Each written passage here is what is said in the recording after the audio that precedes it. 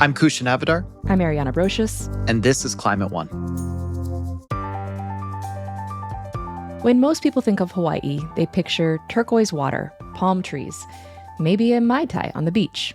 You know, paradise. Yeah, a lot of people think of it like that.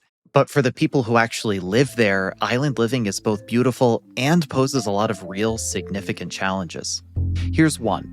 Hawaii has been one of the hardest places in the country to get and to store energy. Right. Hawaii can't just pipe in methane gas or plug into a big regional power grid. For decades, it's relied heavily on imported oil to keep the lights on. That makes its electricity the most expensive in the country. On top of that, Hawaii's facing lots of different impacts from climate disruption. I'm thinking about the 2023 Lahaina wildfire on the island of Maui. It was the deadliest wildfire in the U.S. in more than a century. It was driven by high temperatures, drought conditions, and really high winds from a Category 4 storm. The state has a real interest in becoming climate resilient. Hawaii was the first state to set itself the ambitious goal of reaching 100% renewable energy by 2045. And while most of us on the mainland think only about the state when dreaming of a tropical vacation, Hawaii is so much more. It's a state at the forefront of both climate impacts and solutions. So today we're looking to the Aloha state to learn how they're handling environmental justice, climate resilience, and energy security.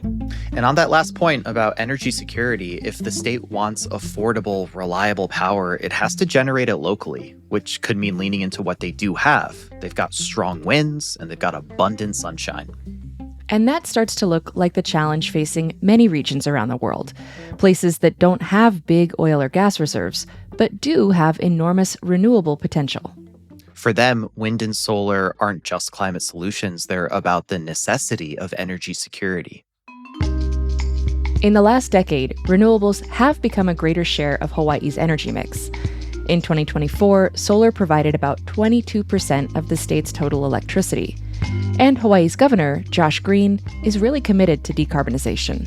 Ariana, you got to hear about that firsthand. Yes, I did. I wish it could have been in person. Would have loved that trip. Totally. But I did get to talk with Governor Green about what it takes to transform an energy system and what the rest of the country can learn from a place that's often seen as far away, but maybe a few steps ahead. Petroleum accounts for about 90% of Hawaii's total energy consumption. That's the highest share of any state. And Hawaii was the first state in the nation to set a 100% renewable energy goal by 2045. Your administration has accelerated that timeline for specific counties, the three biggest islands, I believe, by 2035. So how's it going? What's been hard? Well, it's going well. Yeah, we believe in aggressively moving towards renewable energy for our state. I was the sponsor of the bill back when I was a state representative many years ago, and that's what kind of got the ball rolling. A lot of great allies and advocates all together. So we've set this goal and we intend to achieve it. The challenge we have, of course, is that we're very isolated. We have a lot of people that travel across the ocean to Hawaii. That drives a lot of our need for fossil fuels at present. And then the military's here also. You know, in some parts of our state, we use as much as 40% renewables. In other parts, much less. And so what we wanted to do is we want to meet the energy mandate. We need a bridge. And so that's what we're discussing right now, having a bridge to the future where we get to 100% renewable as we pull off of oil. You know, we don't want to be using oil the way we have been for so long. It's, of course, very dirty. It's often expensive.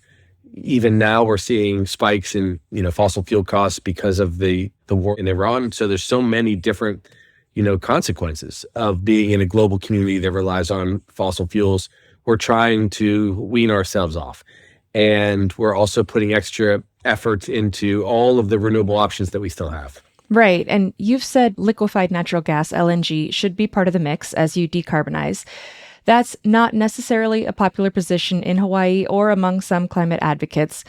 I'm curious how you evaluate the options that you have in front of you as you look at ways to decarbonize quickly, efficiently, and try to not set up another dependence on another imported fuel source. Right. So that would be a 20-year plan with significant subsidies from the private sector and the federal government. What people don't understand is that we have a 10% footprint of our population from the military, and they rely on firm power in ways that you can't even really describe publicly. That's one thing. Second thing is that those who haven't thought this whole thing through don't realize what it would mean to have the federal government and the private sector supporting us because of the military presence in Hawaii. So we would not possibly do this unless we had major investment from other, parts of the world.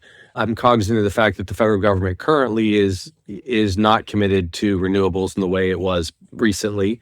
So meeting our goals is not remotely possible if I don't build a bridge. And right now, the current circumstance is that we're getting all of this oil from across the country, including a huge amount of it from Libya. It's more dirty. It's more disconcerting than LNG, although I understand people would like me to be a purist. But if I'm a purist, number one, the costs remain extremely high. People can't afford to live in Hawaii. Affordability is by far the number one issue. And so if we put our heads in the sand and don't do anything, we just go slowly to the process of a renewable future, people are already paying the highest energy costs in the country, and people are leaving. So It becomes really very unjust to people, especially local families that don't have as much opportunity economically to stay. So there's a perverse situation where the very advocates that want to take a hardline position and tell me not to use any LNG are actually, in effect, shipping people out of the state, making local families leave because they simply can't afford it. So in terms of renewable energy, I know you've been investing in solar, and there's a lot of possibilities for developing small scale systems that we've covered this in Puerto Rico, other places where there's a lot of microgrids, and this can be huge for communities that, lose power regularly from a storm or something. Yes. I also understand that wind is an option, but another thing that has gotten a fair amount of pushback, offshore wind. And this could generate a lot of power potentially. I'm just kind of curious, again, what your thoughts are on that as part of the balance. Well, I personally like offshore wind, but there's a really deeply entrenched NIMBYism on some of these options. So, you propose wind, and then you have a community that is well established and they love their view, and Hawaii is all about the Aina, the land, and having the spectacular physical presence of the environment, and so people then oppose it. No matter what you choose, you will have some people that get very upset. That makes it for a challenge. Then there's geothermal, right? And geothermal, I think very highly of it. But when you raise the specter of having a lot more geothermal, for example, on the Big Island where we have active volcanoes, then there's a cultural question about whether or not we're abusing the land and taking advantage. So there's not any easy answer. The most sensible answer I can come up with is a balance of all sources of energy, most heavily reliant, from my perspective, on solar. Okay, and I'm completely committed also to wind and geothermal as a partner to solar. But then having a bridge where we use some LNG instead of oil from countries that we may not even have access to in the somewhat immediate future. And it's a compromised approach. Really what the goal is to get over time to hydrogen as one of the main sources in partnership with solar. And as hydrogen technology improves, and I'm hopeful that fusion, advances occur, we do believe they will, that you can get to clean energy much more effectively. The other discussion that happens from time to time is nuclear power.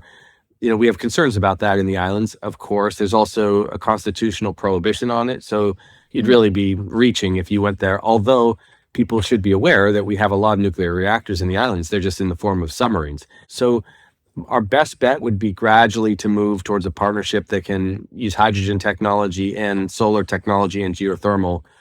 And those are all very clean. And I'm hopeful about the future, but we do need this bridge. Yeah, that's really interesting to bring nuclear in, because I know that there's been some exploration by the military for small modular reactors, I think, because they can be that firm power, that dependable power with no emissions. So let's pivot a little bit. Hawaii is a clear leader in the climate space in terms of setting goals and targets. Also, I would say you've already begun to experience many impacts from climate change. These include sea level rise and flooding, decreasing access to fresh water, impacts to traditional agriculture, beach erosion. How are you thinking or working on ways to adapt to this present we're in and the future that's coming with increased warming?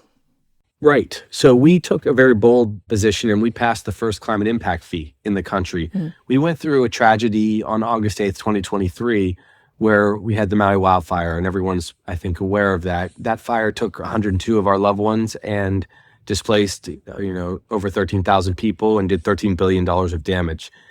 Since then, after seeing that superstorm, there was a hurricane that passed through the islands. And on the tail end of that hurricane, we had very dry weather. The land was dry. We've had drought. The fire broke out because power lines came down. And the fire was put out initially and then reignited, and the embers flew into the sky with the hurricane force winds. And that's what burned Lahaina down. So after seeing that, we know that we just have to take better action against climate change and have resiliency for real. So I've passed the climate impact fee, which is a 0.75% tax on any hotel stay or short-term rental stay. And that money now would go and invest in perpetuity into these green fee projects. And we've already found that people accept this. We've seen an uptick in the initial months in tourism and spend. We've seen a commitment to doing this because people are part of the solution. We'll do resiliency projects where we can have more fire breaks and we can put more resilient structures in place. A whole piece of it will be restoring shorelines and parks and preserved areas, sustainable areas. A lot of nonprofits will receive grants. We had over 500 applicants just in this first year. It just started like 2 months ago. Mm-hmm. And this is, I think, an enormous step in the right direction because this gives us the ability to fund all the projects that we've dreamt about for so many years. And this is my way to commit myself to the environmental community, even though I'm a part of it, honestly. As we build our bridge to the future with energy, just to get us through and to decrease cost and to decrease carbon use overall, it's not perfect, but it gives us a real chance to get there. And at the same time, do something substantive, which is put hundreds and hundreds of millions of dollars over the coming years and decades into these projects to actually deal with the impact of climate change. And I think that a lot of other places in the world are going to need to do this, especially if they're having fires or they're suffering sea level rise and having to deal with, losing houses and losing land.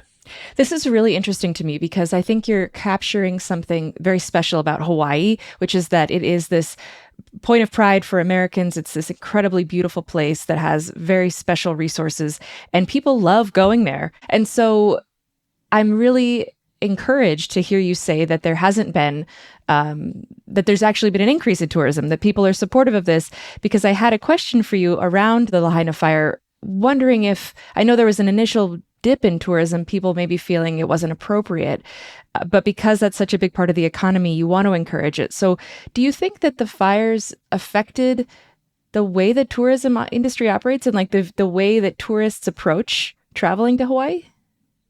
In the aftermath of the fire, there was definitely kind of a traumatic effect. I'm an emergency room physician by training and my life before this, and so there was a true trauma that occurred. And so, yes, on one hand, people felt very sensitive about coming to Maui, and specifically, they couldn't go to Lahaina because it was gone.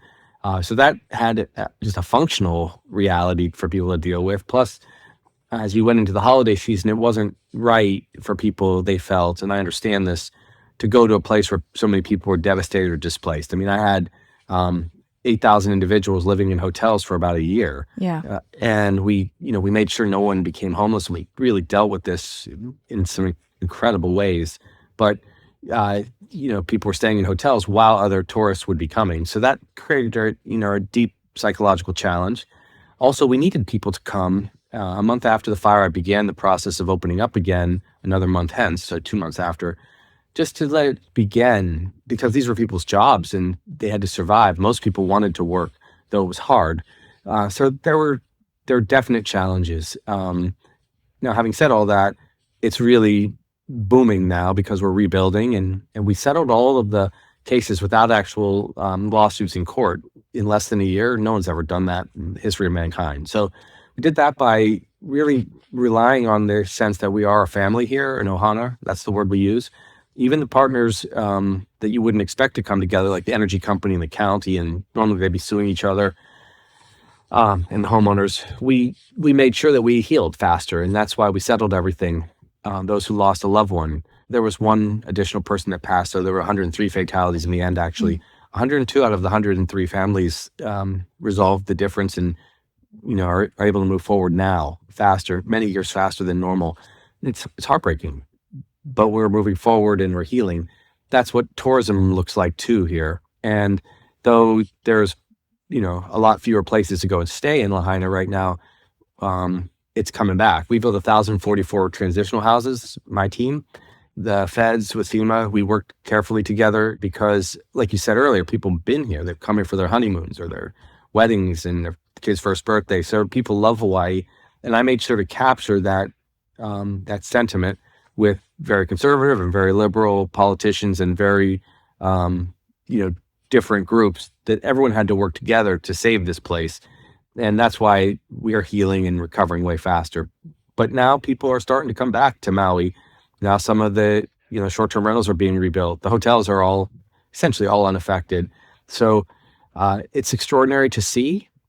A lot of people that lived here and have made Lahaina their home for so long, it's going to take a long time to recover. But I think 77% of all of the housing has either been already permitted or being rebuilt in the moment as we speak. And we haven't reached the 3rd anniversary of the fire yet. So I think that that's pretty extraordinary. And we will be much more careful given the green fee impact and setting up conservation zones. So we're doing things, I think, right. And nothing will be perfect, but it's all a part of how we deal with climate and the land.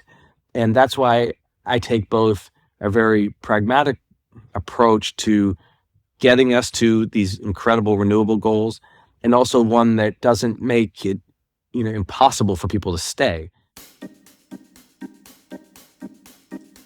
Coming up, how does Governor Green handle a federal administration that doesn't support climate action? I have some constructive leverage as we navigate the future of the military in the state of Hawaii, our need to care for people that have limited means, and the real impact on health and the environment. And I see all those different puzzle pieces pretty clearly. That's up next when Climate One continues.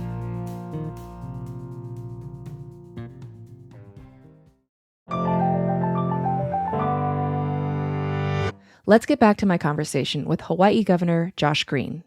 I want to pivot to another big important case that happened in Hawaii. In 2024, the Hawaii Department of Transportation reached a historic settlement with 13 young people who filed a lawsuit asserting their rights to a healthy environment. And this settlement requires the Transportation Department to reach zero emissions by 2045. And what's especially difficult about that, I think, is it not only includes ground transportation, but inter-island sea and air transportation, which are two very hard to decarbonize sectors. How is that process going? Where does that process stand? Well, so it was my decision to actually settle that case. We call it the Navahine settlement, based on one of the young women that was a part of the suit. And so I just thought we should have a landmark position on behalf of Hawaii in support of young people who were making the case that generationally they were being discriminated against because other generations, previous generations, were leaving this burden to them. And so we settled the case. And I think the other states in the country were shocked because nobody does that. Nobody ever did it. And, it seems incongruous with, using LNG or, aggressively having military presence here, but also coming together as a family. But if you really look just beneath the surface, that's what we're about. We have to compromise on behalf of what can be done, but also take the very, very visionary and compassionate steps, like to the next generation, to settle with them, to put out goals that are extremely thoughtful that the young people came up with to decarbonize air transport. That's going to be very difficult, but it gives us the positive pressure to do it and to go after it, and to have people, invest in this, these different new technologies. It really makes it something special for Hawaii to lead on. So we're doing a lot of different things. They all tie together, and they are compromises. But that's what we did. That's why we settled that. And my Department of Transportation, they raised their eyebrows at the agreement that I made. But, they're aware that it's something that's important to young people. And I think a lot of times, giving people hope that their government actually is considering what their aspirations are is more than half the battle. And that was the case with the young people. Yeah, yeah. As an ER doctor, how do you think about the health risks that come from the climate crisis, the climate disruption that we're experiencing, and ways to be protective and to take care of the people of your constituents? We have challenges because all throughout the Pacific, we're seeing some of our Pacific Island neighbors who are extended family also, sometimes literally extended family, but certainly figuratively, they're losing their land. They're being fully displaced. The psychological impact of that can't be, it's not possible to overstate it. So that's a huge issue. Then just as a doctor, when you see climate change and global warming, you see more heart failure and lung disease and all sorts of challenges. We have a very clean environment, fortunately, in Hawaii. But extreme heat and drought do cause problems, and lack of access to water is problematic, and lack of access to clean water is a huge issue and deal for us in Hawaii. So these are all very real challenges. That's why I had to pass the green fee. I mean, I had to pass a climate impact fee to generate resources. I really felt there was no option.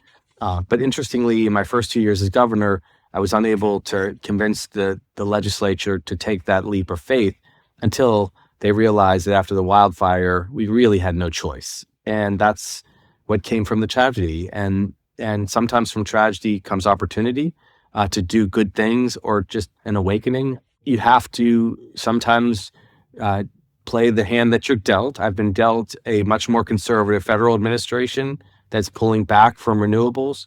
But at the same time, I have some constructive leverage as we navigate the future of the military in the state of Hawaii, our need to care for people that have limited means, and the real impact on health and the environment. And I see all those different puzzle pieces pretty clearly as an individual. And that's what I'm trying to do as I put together the pieces that we've discussed today. How we get to our bridge to 2045 or even sooner on the neighbor islands.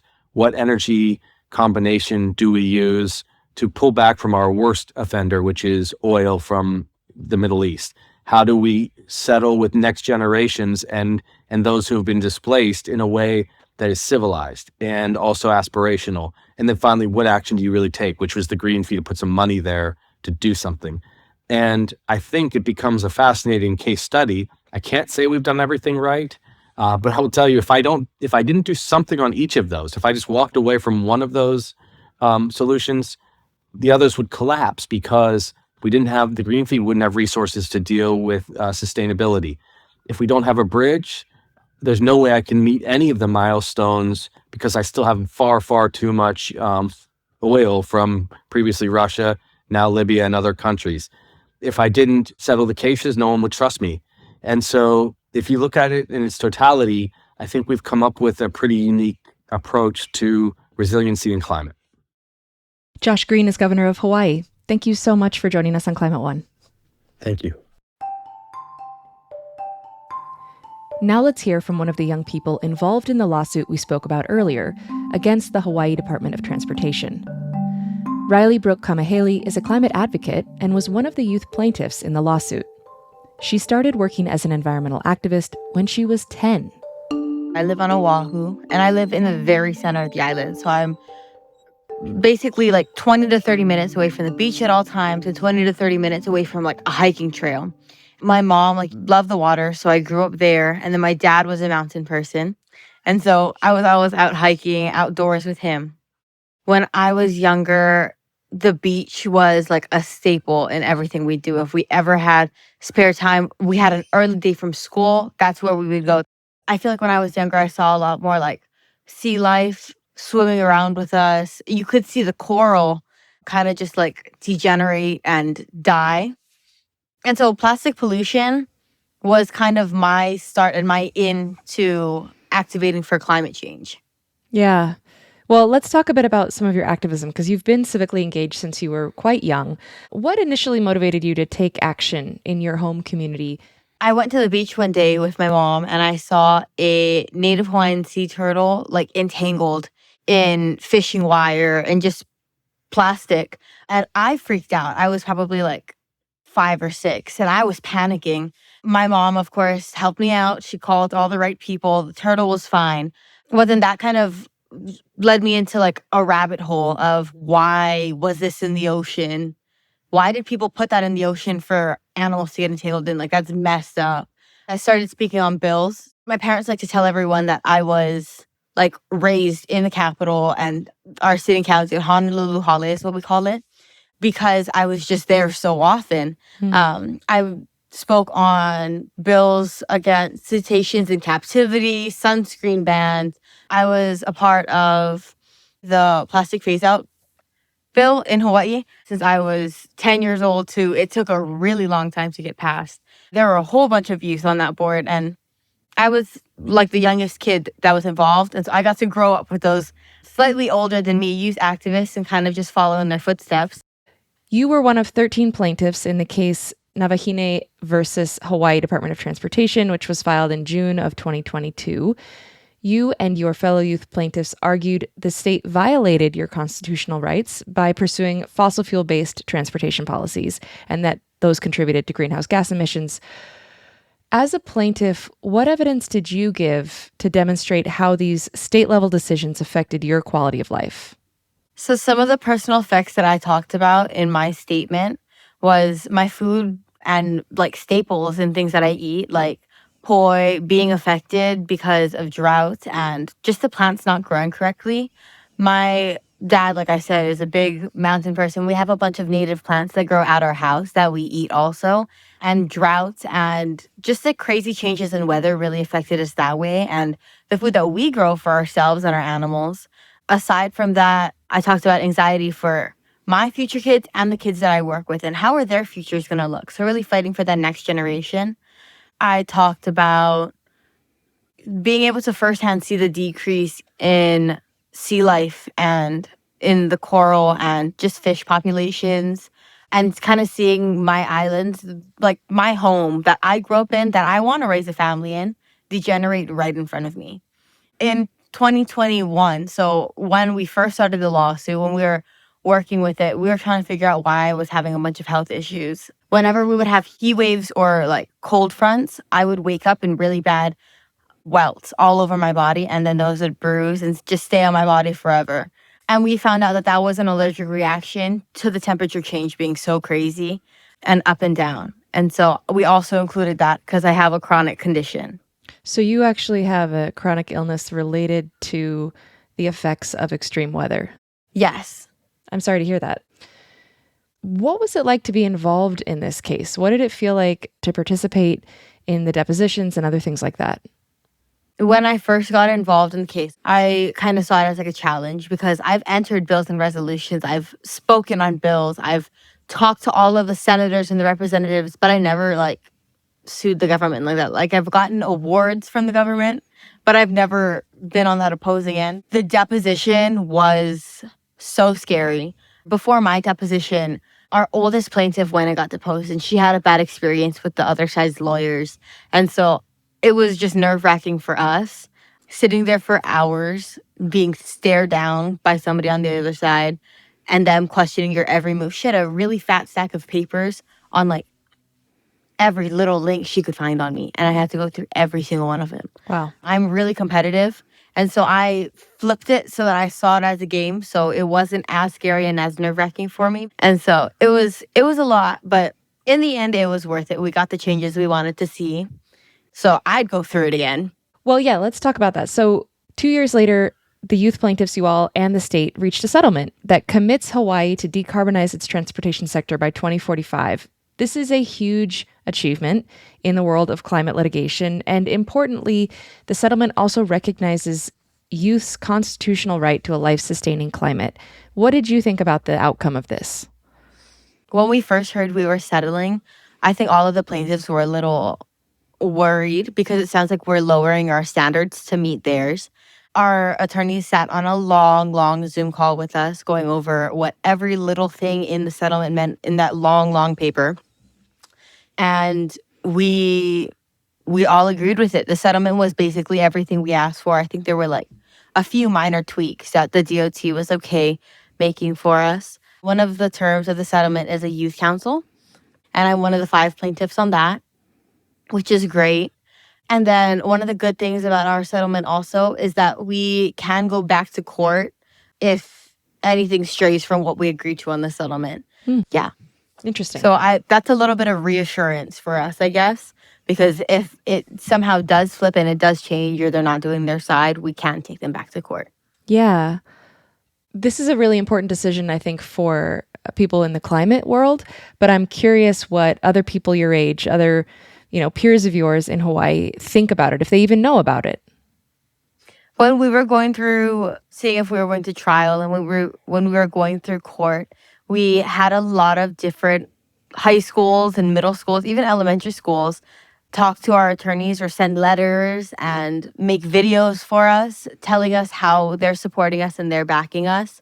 And so that was really encouraging because we had adults trying to like break us down and tell us that they thought we were suing the government for money. And so they were telling us like, what do you need the money for? They just didn't understand and they didn't really read into it. But we had a lot of youth support and I think that was very helpful. The first day that we went to court, we were greeted by a Hawaiian charter school and they did an oli, like a chant for us.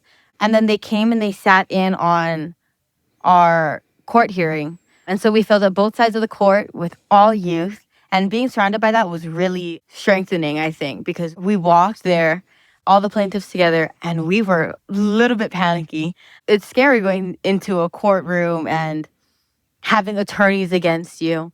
But it just made it such a better experience because we knew we had that support. Definitely, yeah. So you mentioned this. The state agreed to create a special council of young people to advise them on this decarbonization process, and you're serving on that council. What's been your experience of the, so-called sausage making, the real process of trying to decarbonize these systems? It's not just road transportation, it's also marine and air transportation. Do you think it's happening fast enough? What's been the experience there? So we still are in the early stages of the council. The council itself is made up of really brilliant kids, and they have a really diverse council too. They have a few people from every side of the island on every single island. And so every island gets to speak their issues and what they see in their community and kind of get their own constituents' like words and their thoughts and involvement. One of the things that the DOT is trying to do right now is just educate the youth so we know everything that's going on and so that we understand all of the terminology that they're using. And so they've been bringing in a lot of experts to talk to us and make sure that we have everything in the back of our brains. And so we have that background knowledge on what we're going to be making decisions about. That's great. That's really nice to have that level of attention.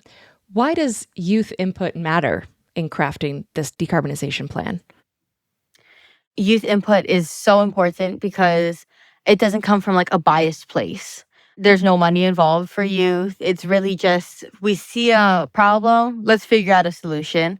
I also think that because I'm not saying we don't think about the whole picture, but I feel like there's less boundaries. And that's one thing that I've noticed adults have a hard time with is they'll tell youth, or I've had teachers tell me before, well, that's not going to be possible. How are you going to get the money for that? Oh, you need to think smaller. But youth come up with those big, crazy ideas. And then I think from this council specifically, we all are very future driven. And so we think far in the future. And one of the principles I like to use is the 7-generation principle. And so I like to think, obviously, 7 generations down the road and see how it'll affect them before I make decisions. And so kind of just having that principle intertwined in the Department of Transportation, I think will be very helpful down the future. I like hearing you say that youth don't think in the same limits maybe that older people do and have just a broader sense of what's possible. That's really encouraging. So I think there's a lot of kind of generational strife tied up in climate change. I feel this. I feel my generation is kind of inheriting a pretty crappy situation, and your generation is too. And so I'm wondering how you feel about older generations and what responsibilities they have to addressing this problem. I think that older generations could have done better, and they were a little bit, we say hard head in Hawaii, which is basically just like they didn't listen the first time or at all. But I don't resent them for it. I think that now my generation, even your generation, has a lot better technology that tells us about climate. And so I think that now we need to focus on the future and going ahead and not resenting the past generations, but thinking about how we can make it better for the future generations with the technology and the data that we have. As you look ahead, this huge success already kind of, behind you, but it's still being figured out and implemented. How do you feel about the threat of the climate crisis? So in elementary school, you learn about supply and demand, right? Obviously, Hawaii decarbonizing is lowering the demand of fossil fuels needed in Hawaii. We're not going to use gas as much. We're going to try to provide other ways of transportation, going electric, going hybrid, doing as much as we can until 2045. I don't think that the fossil fuel companies should be trying to make more of a supply. I think that they should be conforming to what we're demanding and what the supply is changing to. Going electric, finding different ways to fuel things that aren't harming the planet. I talked about in my statement that I have such bad anxiety over these future generations and how it's going to affect them. My disease that I have is also degenerative. And so we don't know how it's going to degenerate and what's going to happen in the future. When I was having those allergic reactions to the temperature change, that was when I first got diagnosed. So now it's even worse. And it's only going to go downhill from here. So it's concerning because there are people that have the same disease that I have that can go into like anaphylaxis over things like that, over temperature change. And so it is terrifying. It's scary. But I'm going to just do my best over here with the time that I have. That's so admirable. Thank you for sharing your story with us and a bit of the work you've done in Hawaii. Of course. It's so nice to talk to you. Coming up, scientists aren't sure what the future holds for our rapidly warming oceans, but they're trying to figure it out. There's really no equivalent in Earth's history to what is happening today. So the rate of change is so fast today that it actually limits our ability to learn lessons from the past evolutionary record. That's up next when Climate One continues.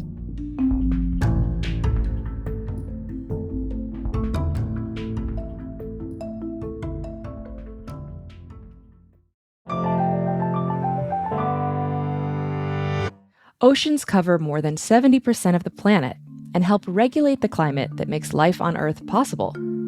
Scientists like Ayanna Elizabeth Johnson estimate that without the oceans absorbing heat from the atmosphere, our world would be a whopping 97 degrees hotter than it is today. Absorbing all that heat is affecting the ocean ecosystem in profound ways. I talked about this with Tessa Hill, a professor at the University of California, Davis, and author of At Every Depth, Our Growing Knowledge of the Changing Oceans. Many things are changing all at once in the ocean, largely due to human impacts. We're seeing heating of the ocean due to global climate change. We're also seeing a decline in the amount of oxygen in the ocean. So as we get those ocean waters heated up, the oxygen actually kind of escapes the water because the water can hold less oxygen in those heated conditions. And then there's a chemical change happening in the ocean, which is what we call ocean acidification.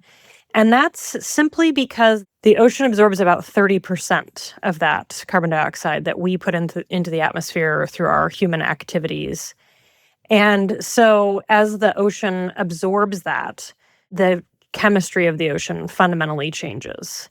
And so if you're an organism in the ocean, you're seeing all three of those things change at once. So let's speak specifically to fish. Are those stressors necessarily bad for fish? They aren't necessarily bad, but what we generally see for fish and invertebrates is that they have sort of a tolerance zone, in particular for temperature and oxygen. And as those things change out of their tolerance zone, if you're a fish and you can move, you may attempt to move. If you're an invertebrate like a mussel or a clam or an oyster and you're attached, you're kind of stuck. And so relocating or moving to perhaps a more moderate part of the ocean might be a strategy for some organisms. I want to talk about the pace of change because obviously we know that species adapt. Are these conditions things that fish can evolve or adapt to? So, in terms of the pace, in a nutshell, there's really no equivalent in Earth's history to what is happening today. So, the rate of change is so fast today that it actually limits our ability to learn lessons from the past evolutionary record because we can't find time intervals in, Earth's history and evolutionary history that match today's rate of change. And then I'll just sort of layer on the fact that many different things are changing at once. And so for a lot of organisms along the coast, they're seeing not just one stressor, but maybe two stressors at the same time, reduced oxygenation or a change in pH or both. And so we see organisms both contending with multiple challenges at once, multiple changing parameters at once, but also sometimes they're getting hit in sequence by stressful conditions. So, given all that, how do you think about ocean health when we're thinking about fish? When I think about ocean health, I certainly think about changes like oxygenation and ocean acidification and temperature change. But I also think more broadly about ocean health. So we might also think about how we're carefully managing the resources of the ocean and fishing in the ocean. That's part of a healthy ocean. We also think about other pollutants like plastic pollution in the ocean. And it also means thinking about how we manage the ocean carefully and perhaps set aside parts of the ocean for conservation purposes. In terms of where fish live, how they grow, how they reproduce, what are some of the trends that you're seeing with the fish that people commonly eat, like cod, tuna, salmon, around the world? In general, probably the most powerful and interesting trend that we're seeing is that those fish are changing the location where they're living. And so we're seeing in the northern hemisphere, as water temperatures warm, what we see is sort of a northward march of marine species. And so species that, have been fished along the northeast coast of the United States are starting to migrate northward into places that they were not previously located.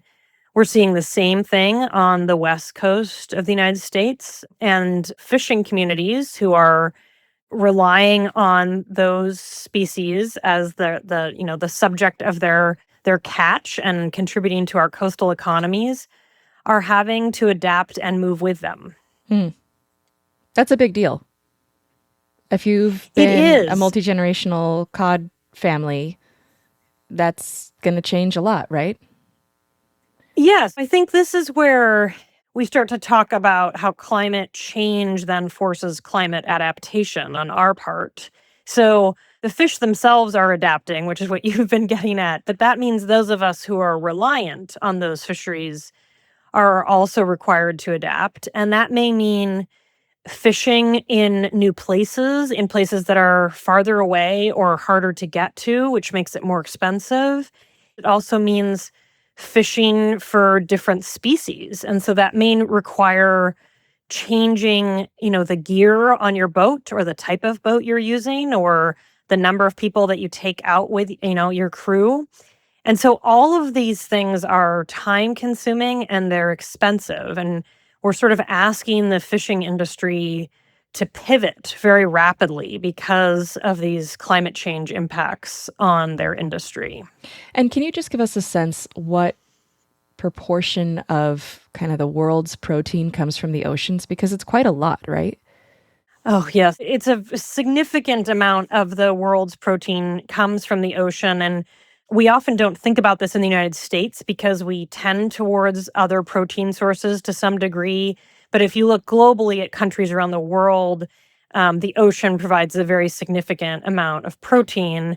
And I'll just add in that in the United States, interestingly enough, we import most of the fish and seafood that we eat is brought in from other countries. And so it's sort of interesting thinking about, ways that we can support our own local fishermen and actually consume fish that's been caught within the United States.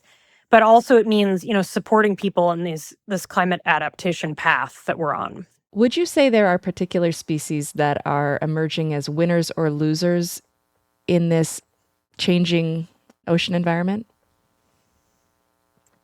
I will say with invertebrates, I think there are winners and losers.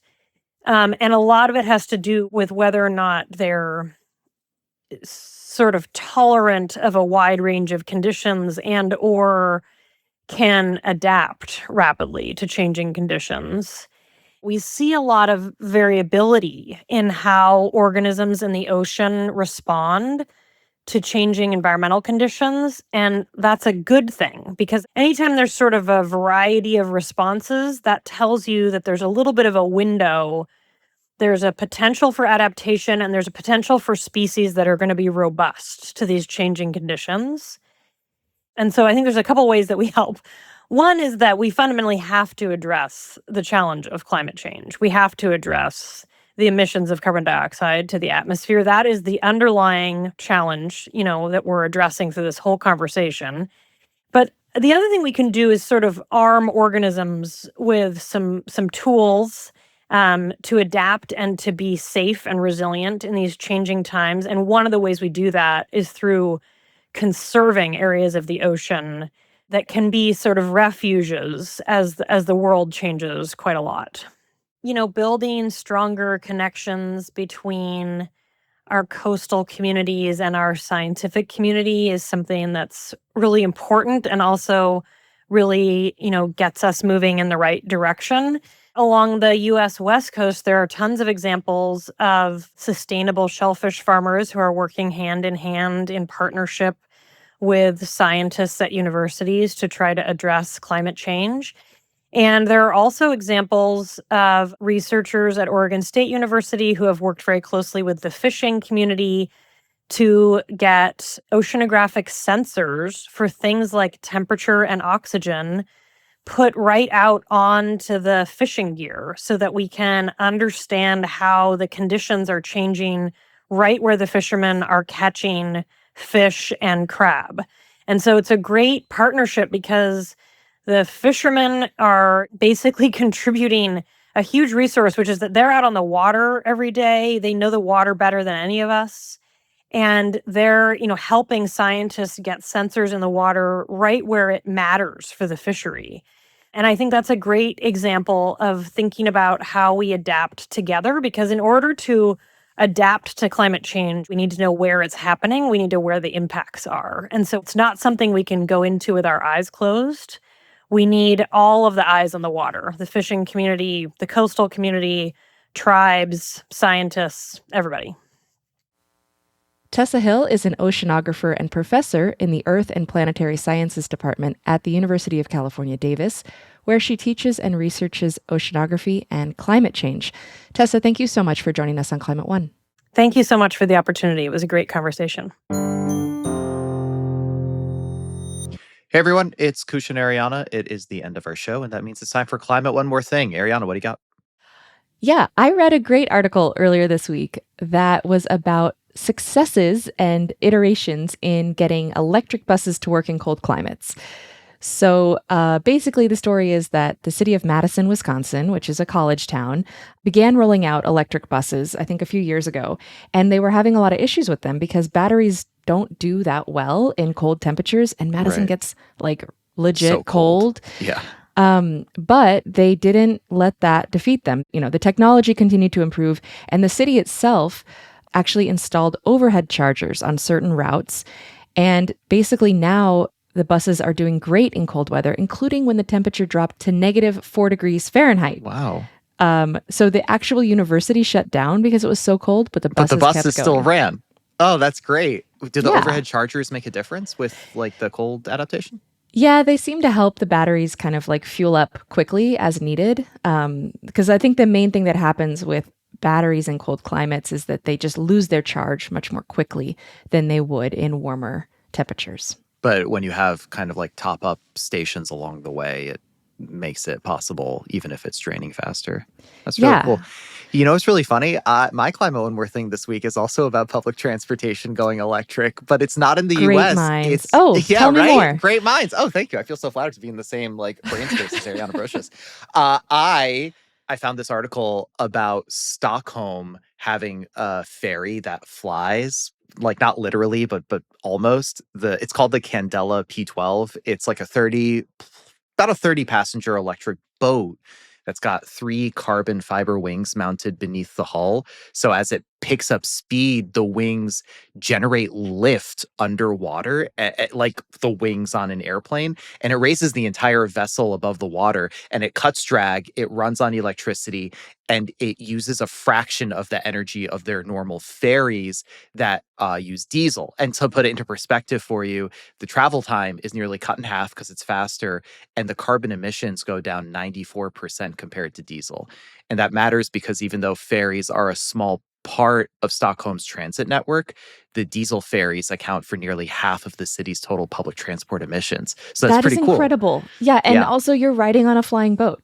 Right. That is so cool. I get pretty seasick. Do you?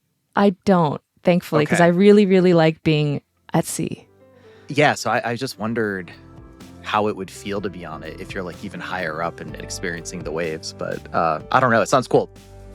All right, that's our show. Thanks for listening.